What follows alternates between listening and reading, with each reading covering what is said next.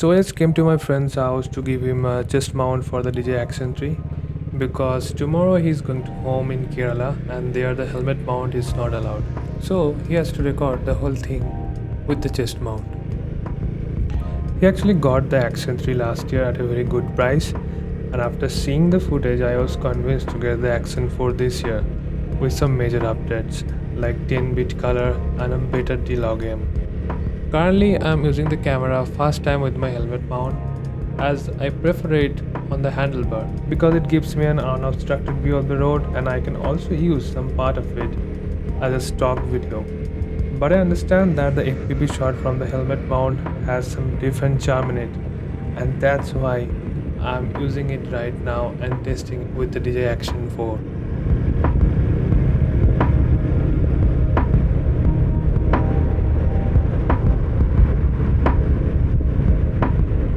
So currently I'm recording at 4K 48 frames per second, and I think this is the sweet spot of action cameras for filming in low light conditions like this.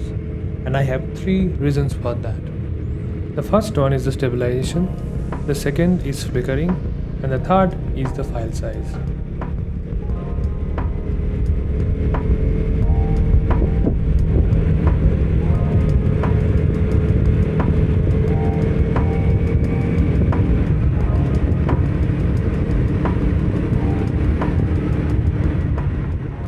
So basically, action cameras like this totally rely on digital image stabilization, and for that they need more sharper frames to analyze. In low light, if the frames doesn't have enough data, the stabilization doesn't work properly and you can get random jitters at places.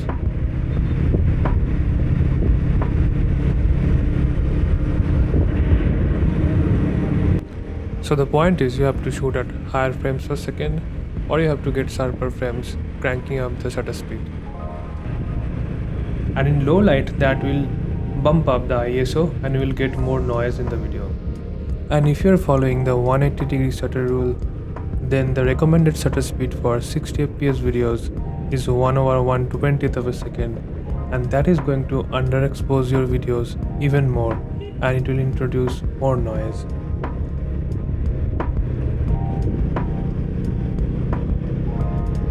On the other hand, 30 fps videos will have a recommended shutter speed of 1/60th of a second, and that will be significantly cleaner than the 60 frames per second videos.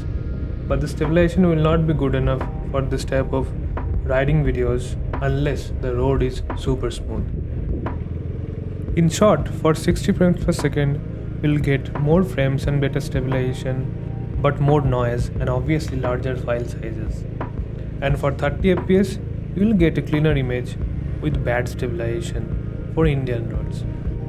And that's why I think that 48 or 50 frames per second is the sweet spot where you can get enough frames for analyzing, but also you don't get a bad stabilization. So I think now I have already covered 2 points.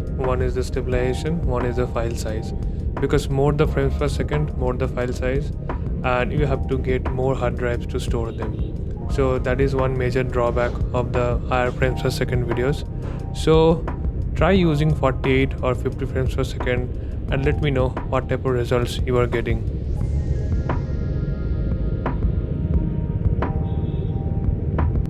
The other minor problem that I have seen with 60 fps videos is the flickering of street lights in some cases.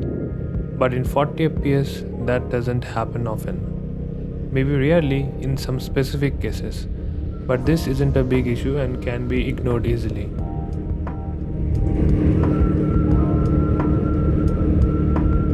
Other than keeping these things in mind, I also make sure that I'm always recording at D-Log aim and 10-bit color, because 10-bit color is significantly better than 8-bit, and if you ever color grade your videos, you will understand that how big of a difference you can get while post-processing your videos.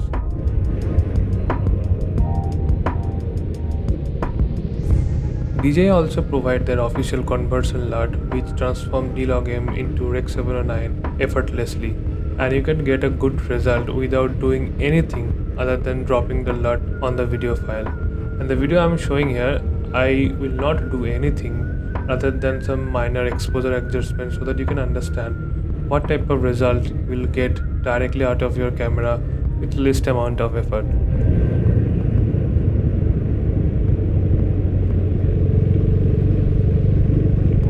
So that's it for today. This video is nothing other than an initial experience with the camera for recording FPV shots with bikes, and I'm still experimenting with other recording modes that are available inside. In future, I'll come with more detailed reviews and personal experience on this topic, but today I'll end the video here. After this, I'm also going to post another video on the bike and my initial experience with it till 1000 km or the first service. And if you're interested in that, don't forget to like and subscribe.